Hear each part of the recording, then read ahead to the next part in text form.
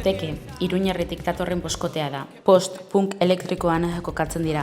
Bere musika iluna, sakona eta dardaratsua da, baina aldi berean melodiaz eta indarrez beterik dator. Euskarazten gaztelena abesten dute, eta euren doinuak estiloaren mugak gainditzen dituzte.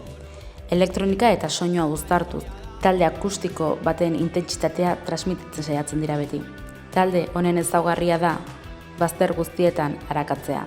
Sintetizadoreak, erritmo sendoak, gitarra zorrotzak eta atmosferaz beteriko giroak uztartuz.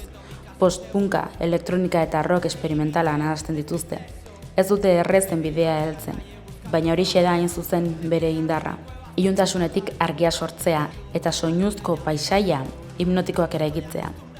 Zuzenekoetan indar handiko esperientzia bisuala eta emozionala eskaintzen dute. Entzulea bidai bat bizitzera eramanez. Apotek ez da soilik musika, jarrera eta atmosfera ere bada. Berezko hizkera duen taldea, norabidea jakin gabe, baina norabide guztietan ausarta.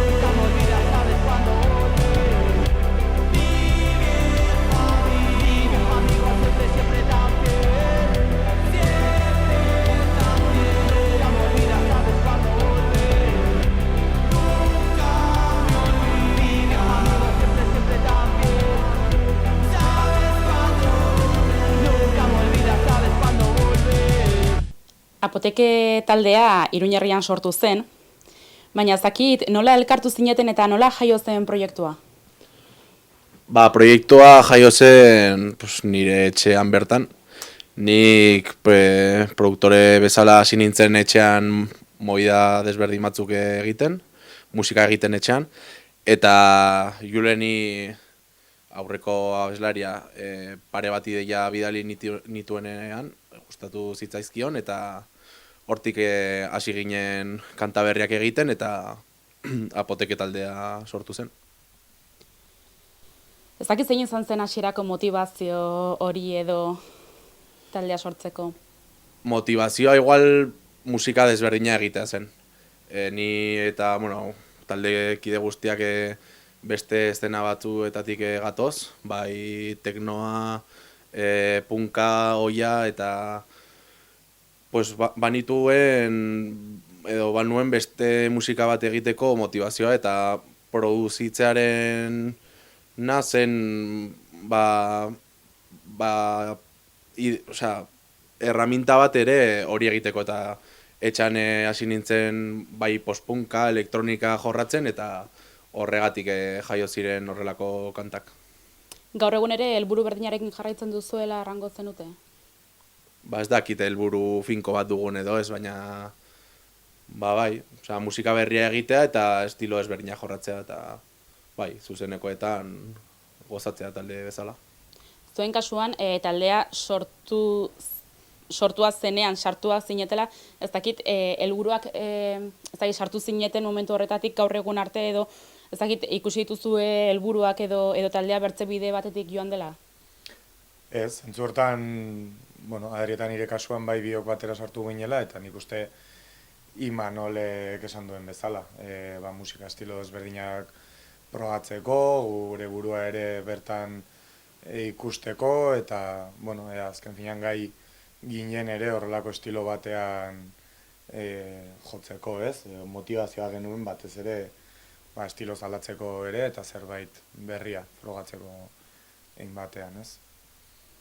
Zerbait berriaz hitz egin duzu baizuk eta biek, ez dakit zer da berri hori egin nahi zenutena edo? Berria esaten dugunean, behintzat guretzat berria dena. Ze formula askoia eginda daude eta segurazki guk egiten duguna ere, baina baizela motivazio puntu hori, pues, gure aurreko mundietatik ekartzen ditugun soinu batzuk orain arte jorratu ez ditugun beste soinu batzuekin elkartzea, ez? Orduan, guretzat interesgarria zen moldaketa hori egitea eta hortan gaude.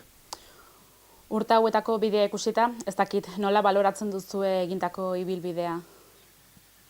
Bueno, hain epe motzean hainbat kontzertu eskaini ditugu eta eskainiko ditugunak ere, taldeak dituen hilabeteak ikusita, marna bat kontzertu bai eman ditugula jada.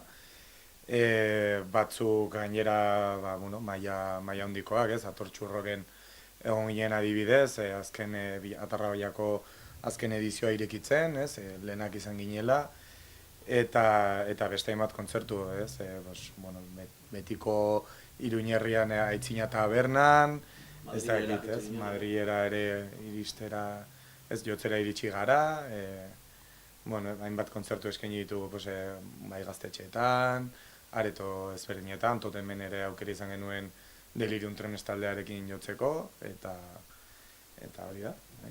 Eta gero ere zehaztea taldea sortu zela duela 2-3 urte, baina orain garen talde bezala jaio garela duela 6 hilabete edo 7, orduan. Apoteke gaur egun dena duela oso gutxi jaio da, eta orduan orain forma ematen ari diogu taldeari, eta igual urte batean ez da izango orain garena, edo evoluzio konstante batean egonen gara, orduan ikusiko dugu datorrena, baina ilusioz. Nafarroan eta berezik Iruñean, nola ikusten duzu musika eszena gaur egun, eta ez dakit tokirik badagoen zuen moduko proposamenarentzat?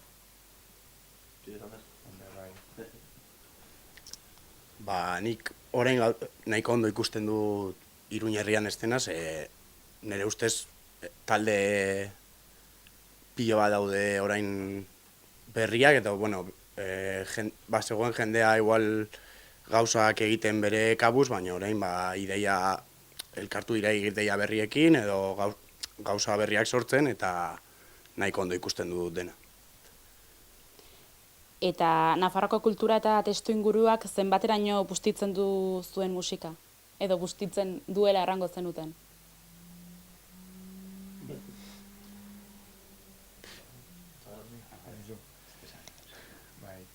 Ez nik esango nuke, hain lurra eremu txikian oso musika eskaintza zabala dugula. Musika estilo oso anitzak ditugu, ez bakarrik Iruñerrian, baizik eta Nafarroa osoan zehar. Talde mordoa ateratzen da egunetik egunera estilo ezberdinak jotzen, ez? Eta hori ere gero ikusten da, ez? Hemendik kanpo ateratzen diren eskaintza ezberdinetan badagoela kalitate bat, eta estilo oso ezberdinetakoak, ez? Eta hori gainera hain txikia izanik denok elkar ezagutzen dugula, eta toki amankomunak ditugunez, hori ez, azpikultura ezberdinetako jendeok, azken finean hor ere sortzen dira, Apoteke bezalako taldeak. Post-punk, elektronika eta rock esperimentalan hasten dituzuela, errango nuke. Ez dakit zuek nola definitzen duzuen zuen soinua? Ba, geroz eta denbora gehiago pasa, geroz eta definituago definitu gabe egonen da, ez dakit. Bai, eta etiketaren kontu hori geroz eta garrantzi gutxiago ematen digu, ze bai hasiera batean postpunka jorratzea zela ideia, baina gatoz beste estena batetik eta azkenean antzematen da, ez. Ni roka eta metala eta landu dut, urtasunak ere, eta roka geroz eta nabarmenago dago gure estiloan, eta ez dakit egongo den edo, ez. Osea, urrengo kanta igual borlarekin aterako duguna, popa lantzen da eta elektronika, eta urrengoan igual izango da, ez dakit, roka landuko duguna, eta ez dakit, gustatzen zaiguna ere da kanta bakoitzan estilo bat jorratzea, eta haien artean izatea elementu aman komun batzuk apoteke dela nabarmentzeko, baina ez gehiagorik. Euskaraz eta gaztelaniaz abesten duzue. Nola erabakitzen duzue ze hizkuntzetan egin edo zein hizkuntza erabili ez? Bueno, hori ez da erabakitzen. Igual kanta berak eskatzen dizu ze hizkuntzatan egin edo depende ze estilokoa den edo ze taldeekin amankomunean dituen elementu batzuk, igual eskatzen dizu gazteleraz edo euskaraz egitea. Egia da aurreko abeslariak ezekien oso ongi euskeraz gehienak gazteleraz egin zirela, baina gaur egun ez dakit, gehienak euskeraz eginen ditugu edo gutxienez egin ditugunak orain arte euskeraz dira. Baina hori ez du ezer esan nahi, osea, urrengoa gazteleraz izan daiteke, kantua horrela eskatzen badit. Ordan ez dago arrazoi finko bat hori erabakitzeko. Hizketan ari zara, ez? Demorruzia nik eta nik, ez dakit, sortzen dituzun kantuetan baduzu gai konkreturik errango zenuke? Sortzerako orduan? Egia esan ez. Ze lehenengo musika sortzen dugu, eta gero letra dator, eta depende ze gai jorratu nahi dugun, edo baita igual depende musikak ze eskatzen dizun, edo ze transmititzen dizun, igual hitz egingo duzu gauza batez edo bestez. Orduan, ez dakit, momentuko gauza da ere, ze paper txuriarekin hor elkarlanean edo aurrez zaudenean, ateratzen dena idazten duzu, eta gero bai ematen diozu forma, depende bai abestia, depende, ez dakit, gaur egun bizi ditugun egoera ezberdinekin. Orduan, ez dakit. Eta zertaz hitz egiten duten galdetzen badizut abestiek? Normalean, orain arte egin ditugun abesti gehienak nahiko sakonak dira, eta sentimenduak jorratzen dituzte, bai eguneroko movida hoietan ze nola ikusten garen, gazte bezala, euskaldun bezala, ez dakit, bizi ditugun egoera horiek jorratzen ditugu, eta bai eguneroko hortan gertatzen direnak, ez topikoak lantzea, talde guztiekin edo aurreko taldeekin edo oso, osea, jende asko jorratzen dituen gauza dira, eta azkenean igual eguneroko hortan garrantzi asko dituzten gauza gertatzen dira, eta askotan ez diogu tarte hori eskaintzen, ez? Orduan, ez dakit zuk erabiltzen duzun letrak idazterako orduan momentu hori barruan duzun guzti hori botatzeko, ez dakit psikologora joatera bezala definituko zenuke, talde haunitzek edo letrak idaztu duten haunitzek ala errandidatelako ez dela berdina, baina bai erabiltzen dutela momentu hori barruan duten hori nola bait ere ateratzeko. Bai, modu batez edo bestez azkenean barruko zera hori ustutzen duzu, ez?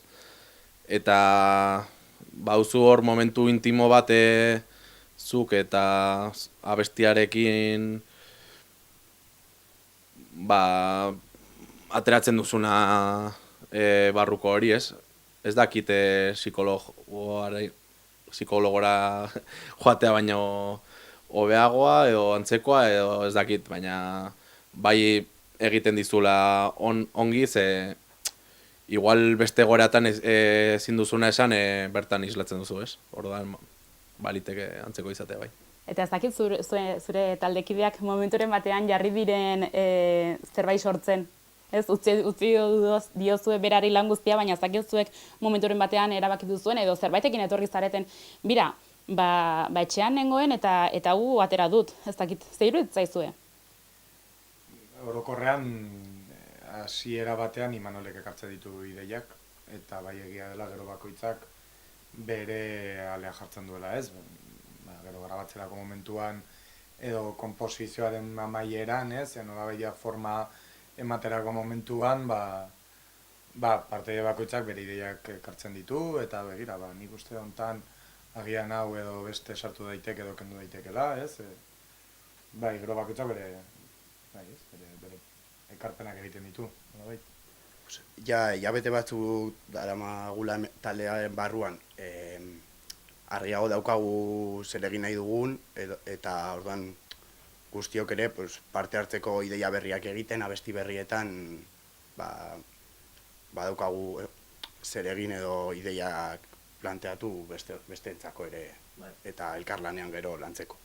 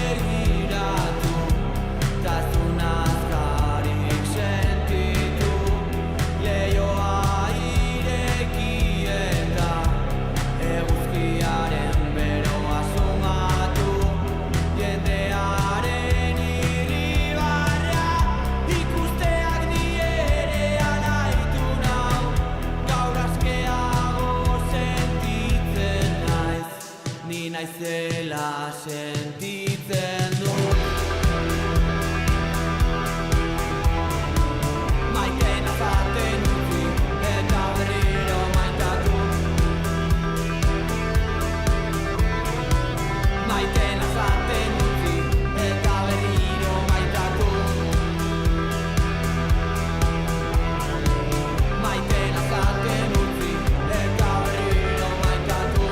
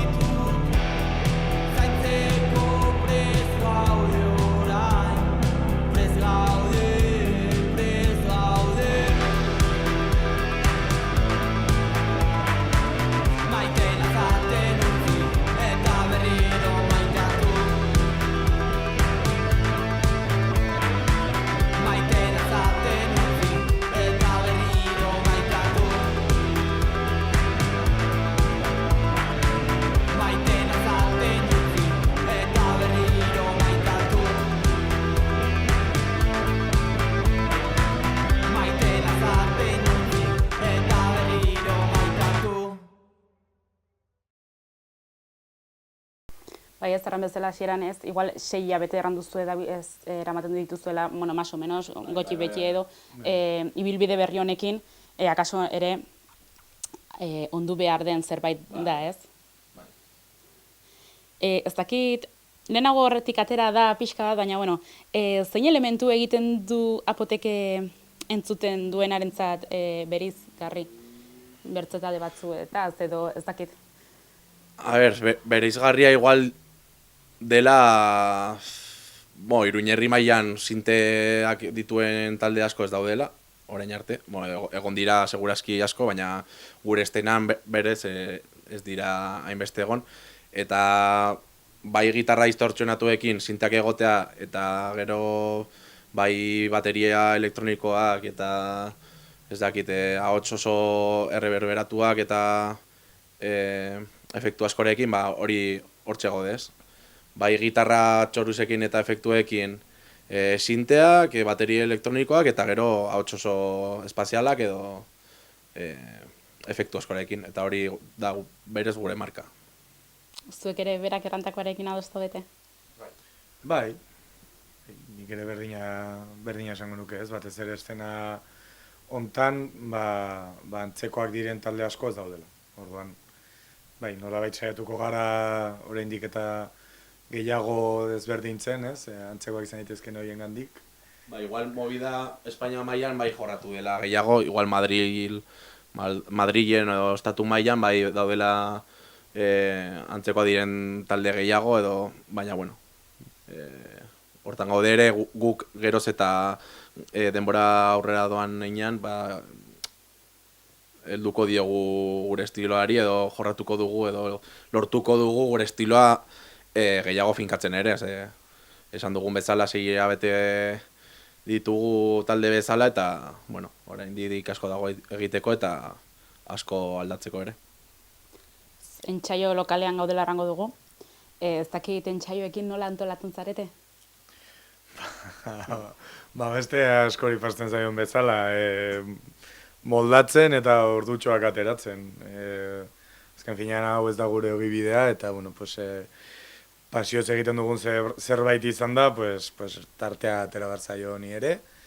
Eta entsaioak, hori, normalean hemen lokalen egiten ditugu, kontzertuei begira, eta gero ere konposizio aldetik hemen egiten ditugu bai konposizioak eta bai grabaketak orain arte. Bai egia dela gero, estudio aldetik ere badagoela lanketa bat, baina hemen entsaioei dagokionez, esan bezala hori, bakoitza bere orduak ateratzen eta egokitzen besteen ordutegitara. Hau pixka bat lehenago hitz egin dut zurekin kanta sortzea eta baina ez dakit nola egiten duzuen edo nondik abiatzen zareten erritmo batetik, giro batetik, testu batetik? Normalean beti ordena izaten da berdina. Hasten naiz bateri simple bate egiten eta gero garrantzi asko ematen diote basuari. Bai basu elektrikoari, bai sintetikoari. Orduan, basu marrazki on bat dudanean, gero ja kapak gehitzen ditut. Bai gitarrak, bai sinteak, padak edo holako zeo zer. Eta normalean etxean produzitzen dudanean, egiten dudanena da, 30 gutxi gora bera segunduko riff bat on bat, edo niretzat ona den bat lortzea, eta gero ja proiektua aparkatzen dut hor. Eta gero astero edo hilabetero filtratzen ditute ditudan idei guztiak, eta ja objektibitate horrekin, ze denbora pasata ja ikusten dituzu ideia horiek beste alde batetik edo beste foko batetik, eta ja horietako bate gustoko dudanean ja badakit hori abesti bate horretatik, ideia horretatik abesti bate egin behar dugula, orduan. Filtro hortatik hartzen ditute gustoko ditudan ideiak eta ja garatzen ditute abesti bezala. Bai riff batetik gero egiten dute estribilloa, baina beti lehenengo musika. Eta gero ja bai kanta nahiko osorik dugunean egiten dugu letra. Orduan, berez egin behar den bidea egiten duzue. Ze errandidate, batzuk errandidate badagoela bide ona eta badagoela bide txarra. Bueno, ez dakit bide ona edo bide txarra den. Niri gehiago kostatzen zait letrak egitea musika baino. Orduan, niretzat bide errezena da. Musika lehenengo egitea eta gero ja niretzat zailena dena letrak egitea, pues, azkeneko momentuan egitea. Eta, bueno, eta ze motivaziotik edo beharretatik sortzen duzue musika? Bai, denek, ze azkenean, ez, ari gara izketan demoruzia berak sortzen duela, berak egiten duela ez, baina, bueno, azkenean denak zarete musikari eta denak modu batean edo bertze batetik sortzen duzue. Bai, pues, lehen aipatu bezala, ez? Pues, pasioz egiten dugulako, ze hau ez da inondik inora gure lanbidea, orduan hori, ez, gure ez da egite denbora betetzeko hontan eta bizitzeko, ez, zerbait eskaintzeko ere, pues nolabait musika. Guri tokatu zaigu musika, beste batzuei beste alor bat, ez? Ditu nahi duzuntzuk. Niretzat erantzun galdera horri erantzuteko adibide honena da entsaioa duzunean eta ez duzunean joan nahi edo ez duzunean entsaiatzeko horik eta entsaiotik ateratzen zarenean sartu zarenean baino alaiago edo desestresatuago ateratzen zarenean, ez? Eta hori da entsaiatzea, hori da jotzea eta pues, ez dakit nola deskribatu, baina zerbait onuragarria da guretzat edo niretzat edo ez dakit. Eguneroko hortatik ateratzeko baliabide bat ere. Batzuetan kostatzen zaizue, entsaiotara etortzea? Bai, eta ez esaten dizuna gezur esaten du. Noski batzuetan kostatzen dela. Eta egunen arabera eta motivazioaren arabera ezberdina dela, ez? Kontzertu eguna edo ez dakit aste barruko edo zein egunetan agian egun txarra izan duzu, gainera guraldi txarra egiten du, euria bil eta joan behar dut orain entxaiatzera. Pues agian momentuan ez duzu gogorik, baina gero badakizu zure instrumentu hartzen duzunean hori dela gustoko duzuna. Eta hori dela ez benetan egin nahi duzuna. Orduan, bai, noski, batzutan berezik ematen du, baina... Baina gero ateratzen zarenean ez? Pena merezi du, eta... Entsaiotik ateratzen zaren momentu hori ez? Bai, entsaiotik eta gero nik uste kontzertuak direla batez ere indar hori berritzen digunak, ez? Kontzertu batera iristea eta eszenatoki gainera igotzea eta ikustea badagoela jendea zu ikusten eta zure musikaz gozatzen, horrek ere betetzen gaitu. Eta hori da batez ere motivazio garrantzitsuena. Lehenago erran duzu, Delirium Tremens ekin ibili zinetela, ez? Bai. Ezagutzen duenarentzat, edo, nik izen nahieko, bere garaian mentzat izen potentea izan zen. Ez dakit nola da, ez? Nola sentitu zineten ez? Beraiek baino lehen, imaginatzu lehen, edo gero lehen hori da. Beraiek baino lehen jotze hori, teloneroak izate hori. Ez dakit nola hartu zenuten proposamena, edo... Bai. Azken finean, Delirium Tremens taldeak badu bere izena eta Euskal Herriko musikan badu bere pixua, ez? Eta are gehiago, gure kontzertuan, Iruñetik agurra egiten ari zirela, ez? Iruñan azken kontzertua eman zuten gainera eta, orea, guretzako ez Anderrek kontatzen zuen, bere aitak jartzen ziola Delirium Tremens eta berak abestiak ezagutzen dituela eta azken finean, ez, gurasoen gandik gu orain arte iristea talde hori bizirik eta gu izatea agurra horren parte, talde bezala ere, ez, garrantzitsua. Errango nuke ez zaretela bide erretxatetik ibili, baina hori mendela ere zuen indarra. Zein izan dira orain arteko erronka handienak, imaginatzen dut taldeak izan zuen ibilbide bat, ibilbide hori bukatu da, eta bertzei ibilbide batekin hasi zara edo hasi zarete, zezuek sartu zarete ez? Imaginatzen dut hori izan dela ez, azkenean erronka handiena momentu horretan? Bai, azkenean denbora gutxian formula guztiz aldatu dugu, ez? Hasiera batean bai planteatutua zegoela, igual 2 edo 3 izatea taldean, eta azkenean dena erori zen.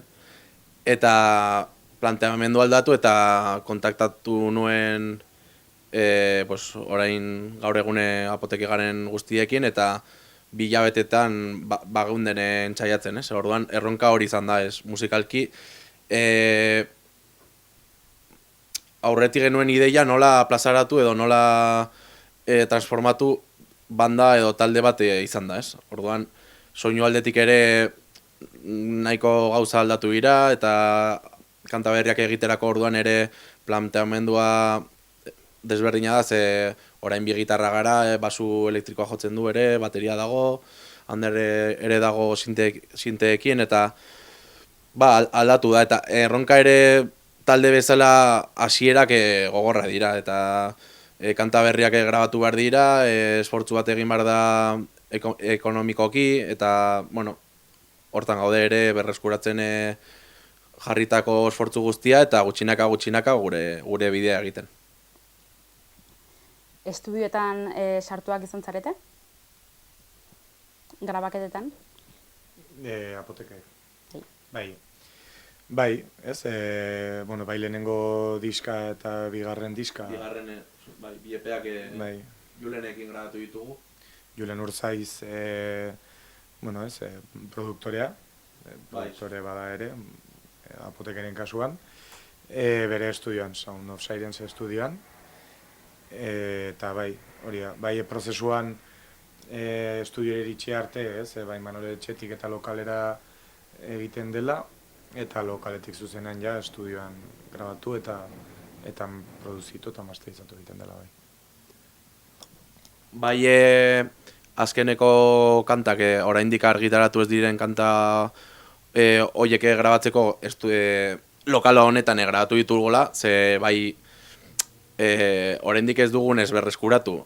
Orain arte egindako esfortzu ekonomiko guztia, guretzat berriro estudioan sartzea eta berriro ez dakitzen bate diru gastatzea, pues ezin genuen egin, ez? Orduan, hartu dugu erabakia lokalean grabatzea guztia, eta bai gero Julenekin elkarlanean pasatzen dizkiogula grabatutako pista guztiak, eta beran hasten du, eta ematen dio azken ukitu horiek produktore bezala, baina, bueno, autogestio erantzegoaz alde horretatik, baina, bueno, ez dakit egonkortzen garenean berriro estudiora sartuko garen, edo horrela lan egiten moldatuko garen hobeto eta gustatuko zaigun horrela egitea aurrera antzean, ez dakit. Baina orain autu hori hartu dugu.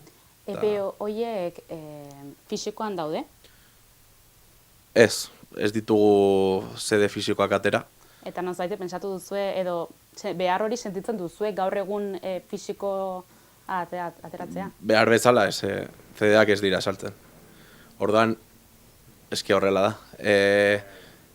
Igual gehiago da, etxean izateko ale bat eta oroigarri bezala izateko ilusioa egiten digulako beti, ez? CD-a fisikoan izatea, baina eski bestela ez du zentzu askorik, egia esan. Ez bai ez, hori bertze taldekin hori pila bat hitz egin dut, ez? Galdetzen dudanean, fisikoa duzuenean, ea duten CD-a fisikoa, eta denek grabatiate bai noski. Ez? Eta nik eratu dut, eta saltzen da, etekinek ateratzen duzue, eta denek eratu dute ezetz. Baina beharrezkoa sentitzen dutela beraien lana eskuartean izatea. Baina nik ere ikusten dut gaur egun, musikariak bai musika erosten dutela, ez dakizuen kasuan hala den, baina musikaria ez dena, akaso bai musikaria ez dena, baina musika pila gustatzen zaiena, bai erosten duela, baina uste dut gaur egun ere CD-ak ez direla lehenago bezala saltzen, eta ez dagoela ere non entzun gaur egun. Hori da, gu bagatoz trantsizio horretatik, ez? Justo CD garaietik gatoz, musika bueno, nolabait CD-etan entzuten genuen gure kasuan, gurasoen kasuan biniloa zena, orain biniloa da bueltan datorrena fisikoki saltzen dena. Eta nire kasuan bai gordetzen ditu dala biniloak eta erosten ditu dala, baina ez entzuteko. Entzuteko tartea atera behar duzu, zure momentua izan behar duzu, eta biniloen kasuan etxean entzun behar duzu. CD-aren kasuan orain arte edo azken tokiak entzuteko ziren kotxeak. Eta orain gainera ja atera berri diren kotxeek ez dute ez da CD-a sartzeko. Orduan zuzenean CD-a saltzea, lehen bere garaian ere bazuen, ez? Promozio kutsu hori ere, ez? Banatzeko eta eskaintzeko ezakin ongon lagunari ere aberrea bere hirian entzuten den eta baina orain ja dena, ez? Plataforma digitalentan entzuten da. Eta guk ere entzuten dugu musika, esango nuke denok plataforma digitaletan entzuten dugula. Orduan ez, apoteke taldeak ez du inoiz behar hori izan, ez, fisikoki izatera. Igual pertsonalki badugu, ze esan bezala beti izandako taldeetan, beti izan ditugu CD-ak fisikoan, baina eske CD-ak fisikoan ateratzeko behar duzu diru gehiago, eta gero ez baduzu lortuko diru hori berreskuratzea, guretzat ez du zentzurik, ze ez dugu ez da estudiora sartzeko dirua gaur egun orduan, eske privilegio bat da guretzat oraintxe bertan fisikoan CD-ak ateratzea. Lehenago galdetu dizuet erronketaz eta ez, baina oraingoan etorkizunera begiratuko dugu. Eta ez dakit zeintzuk diren zuen ametsak edo erronka nagusienak momentu honetan.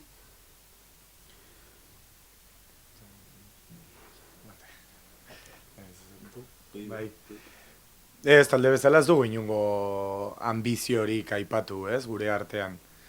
Igual pertsonalki esan dezakegula, ez, pues, taldeak bai indar gehiago hartzea, ez, bueno, pues, ahalik eta toki gehienetan jotzea, esango nuke ere talde bezala ahalik eta urrutien jotzea aukera badago ere joanen garela ziur, aukera dugun toki guztietara. Eta hori ez.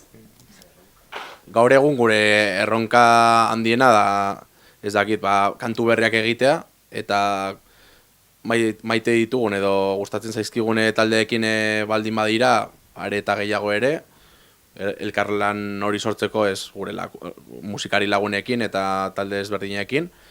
Eta, bueno, igual ez dakit, urte bukaeran CD-a edo diska ateratzeko helburua horti dago ere, baina, bueno, ikusi beharko da ere. Eta hori kontzertuak ematea eta disfrutatzea. Kontzertu, emandako kontzertu bat aukeratzeko eskatzen badizuet? Bueno, igual bakoitzak... Bai, bakoitzak igual desberdin bat. Horregatik, bai?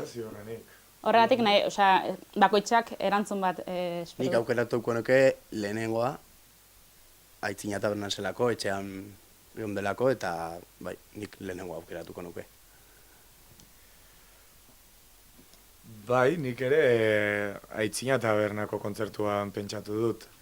Aitzinakoa eta Burlatako gaztetxekoa etorri zaizkit burura lehenengo biak izan zirelako, ez? Horrela, formatu honetan jo genituenak, ez? Eta bi horiek datorrezkit burura, ez? Gero igual bai atortxukoak baduela bere garrantzia, ez? Kristoren estanatoki batean jo genuelako eta bueno, pues soinu aldetik ere oso gustora egon ginelako.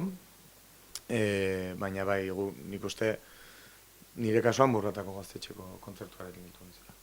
Eta, bueno, ni ez errepikatzeko, aipatuko dute Madrilera joan ginenean, berezia izan zela Madrilera joan ginelako, eta ere Gasteizera joan ginenean, Txipia Tabernan, oso ongi zaindu gintuztelako, eta ez dakit, oso taberna polita eta berezia izan zen. Oso txikia da taberna, baina oso ongi egon ginen. Bai. Eta kontzertuetatik kantetara pasako naiz. Eta kanta bat aukeratzeko eskatuko dizuet. Zuen errepertorotik, noski. Bueno, elkarrizketa hau argitaratuko denean, ja kanta berri hau argitaratua egonen da. Orduan Borlarekin aterako dugun biziri kanta aukeratzen dut.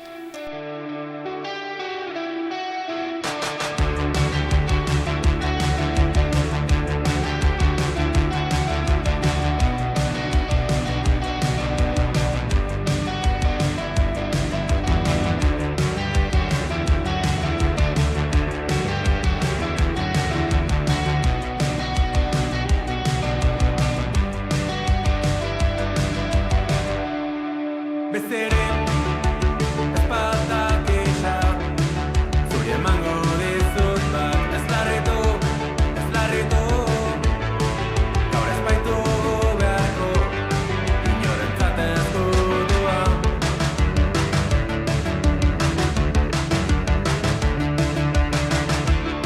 Sasiak errotik moztu, etxai handienei antzera, hortxe dago, gaizton gaztelua.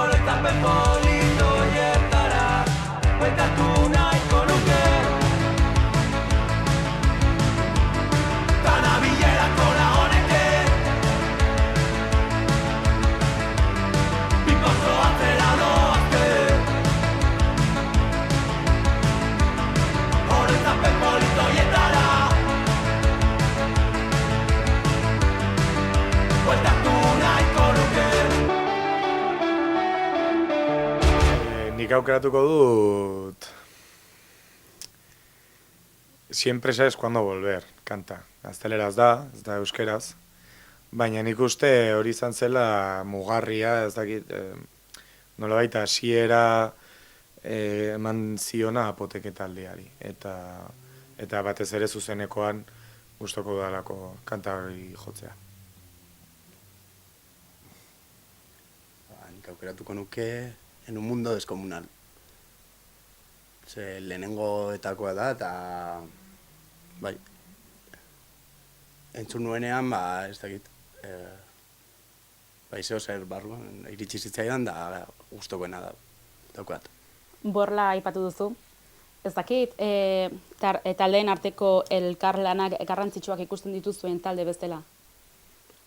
Bai, baina era natural batean ere, ez? Azkenean nik kanta hori sortu nuenean edo rifa gehien bat borla, touchers eta movida hoietara eraman zian kanta eta horregatik idatzi nion Martini eta bion artean egin genuen letra eta horregatera zen naturalki ere. Eta badugulako ere asmoa eta ilusio hori talde ezberdinekin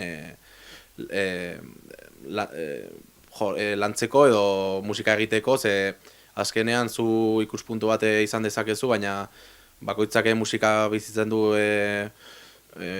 alde batetik edo modu askotan bizitzen dugu musika, ez orduan. Beste musikari batekin elkarlanean zaudenean asko ikasten da eta hori da nire motivazioa edo talde bezala motibatzen gaituena. Iruñareko panorama kontutan hartuta, talde ez hain ezagunek badute lekurik? Esango nuke baietz. Beti daudela tokiak jotzeko, ez? Eta lehenengo kontzertua emateko. Gure kasuan Aitzina Taberna den bezala, beste talde askok ere lehenengo kontzertua Aitzina Tabernan eman dute adibidez, ez? Eta gero beti daude, ez dakit, egun bereziak, batez ere gazte taldeentzat, egun puntualak izan daitezkenak, ez? Adibidez, ez dakit, inauteri egunak, Euskal Jai egunak, horrelako egunak beti izaten dira estapenak, ez, lehenengo talde horiek sortzeko edo helburu bat markatzeko gazte zarenean kasuak. Eta, nik esango nuke aukera. Bai, kontzertuak egiten edo antolatzen dituzten kolektiboak bai ematen dituztela aukera asko, baina egia da geroz eta lokal edo leku gutxiago daudela kontzertuak eskaintzeko, edo berez pagatu behar ez duzun kontzertuak eskaintzeko, orduan geroz eta sala gehiago daude, baina geroz eta gaztetxe gutxiago eta lokala autogestionatu gutxiago eta Iruñerri mailan arazoa da. Egia da orain Errotxapean Laiji jaio dela eta igual baliteke dela beste espazio bat kontzertu edo hasi berriak direnentzat kontzertuak emateko aukera izango duten leku bat, baina Aintzina eta Elaji gaur egun kenduta, ez dakit, ez zaizkit, Matalaz igual ere, baina ez daude hainbeste lokal autogestionatu non sarrera bat ordaindu gabe, kontzertu bat ikusi dezakezun, orduan. Nahiko arazo bat izan daiteke, edo arazo bat da Iruñerri mailan gaur egun, ez daudela lokal asko. Bai ez, sarrera hitz egiten ari zara, eta kaso ere, sarrera eskatze horrek ere lokalak badaudelako ez, baina bertso taldeekin hizketan egon naizenean, denak ez erraten dute lokalak badaudela, baina igual lokal horiek ere ordaindu behar direla. Eta azkenean zu ordaintzen ari zara zerbait, ez dakizunean etorriko diren, jendea etorriko den, zuk azkenean jarri beharko duzun dirua, eta azkenean ez zukeran duzu ez. Baruzu apustu bat, ez? Bai, inbertsio bat da, azken finean ere, ez? Zure inbertsio bat, zuretzako ere. Ja, baina hasi berria zarenean ez duzu igual aukera hori dirua hasiera batean jartzeko, eta hori esan dako, ez dakizu jendea etorriko den edo ez, eta diru hori aurreratu behar duzu, baina ez dakizu bueltan etorriko den edo ez, eta hasi berria zarenean ezin duzu esfortzu hori egin. Hasi berri edo ez hasi berri ez, azkenean esfortzu bat da ez, eta bueno, polita dela musika, ongi dagoela, baina azkenean zuek ere aisialdi moduan egiten duzuela errango dugu, eta zuek ere aisialdi moduan zuen dirua asko jarri behar bain baduzu ere azkenean horrek ere erretzen du. Nik nire partez, nire azken galdera bat dut, baina ez dakit zueri zerbait geratu zaizuen erran nahi duzuena taldeari buruz. Ez berezik ez. Nire azken galdera ez da niretzat, eta ez da ikusleentzat baizik eta Eta, eta galdera ere, mezu bat bidaltzea eskatuko dizuet. Zerbait berria edo talde berri bat egin nahi duten gazte hoientzat da bereziki nondik hasi. Hasiko, enentzungo dut nik, enengo. Bale, nik gazte hori esango nieke musika entzuteko, lehenengo ahalik eta estilo gehien entzuteko, eta kasuan musika talde bat sortzeko momentuan, nolabait referente batzuk hartzeko, horietatik hasteko, zer den, nori antza hartu nahiko nioke, edo nor hartu nahiko nuke referente bezala, bere abestiak jotzen hasteko. Entxaiatzeko, alduten neurrian eta posible duten tokian, ze hau ere arazoa da, ze hasierak beti izaten dira, gogorrak ez dugulako lokalik, ez dugun non elkartu entxaiatzeko, ez dugu instrumentorik ere, orduan, instrumentu bilatera bargara askotan lehenengo momentu horietan, agian eskatu behar dugu ezaguna dugu norbaiti bere instrumentoa entxaiatzen hasteko, edo agian lagun batzuen lokalera edo ezagunak ditugun eta zaharragoak diren lagun batzuen lokalean sartu behar gara entxaiatzen hasteko, eta gero, hori, handitu hala edo dirua lortu hala, musika instrumentuak erostea eta zintzoak izatea beraien buruarekin. Entsaio asko egiten badituzu hobetuko duzu, eta gutxi entxaiatzen baduzu, ez duzu asko hobetuko. Eta, ni esango nuke ere, hasi bar zarela ilusiotik eta ideia batetik, ez? Gaur egun ikusten dut asko talde berriak badituztela hasi baino lehen oso argi lortu nahi dituzten helburuak, ez? Eta, igual gero urte bate pasata ez badituzte lortzen helburu horiek egiten dute beste talde bat, arrakasta izaten duen edo ez, eta ez dakit oso frustrantea da ere beti helburu horiek aurpegiaren aurrean izatea eta zure buruari beti ez dakit, zerbait lortzen ez duzunean ez beti hain gogorra izatea edo ez dakit, edo helburu ekonomiko batengatik hastea, ez? Osea, behintzat guretzat 10 urte baino gehiago dara mazkigu talde ezberdinetan eta ez dira izan oso esponentzialak, ez? Gure ibilbideak ez dugu kantu bat atera eta ia atortxu batean jotzen egon, ez? Igual 10 urte pasea izan bar dira atortxu batean egoteko edo ez dakit zer. Orduan ikusten dut nik jendeak ez dakit, produktibitatearen garai hauetan denbora finko batean ez badute lortzen helburu mahai gainean jarri dituzten helburuak, frustratzen direla edo uzten dutela eta berez ilusiotik ez baduzu lan egiten eta maite duzun horretatik ez duzu ez da ezer lortuko, ez da gozatuko eszenatokiaren gainean. Nire partitik eskerrik asko, elkarrezketa zintzo eta eroso honengatik. Zuei. Eskerrik asko zuei. Eta ea holtza gainean ikusteko aukera dizuedan. Bai, seguru. Eskerrik asko.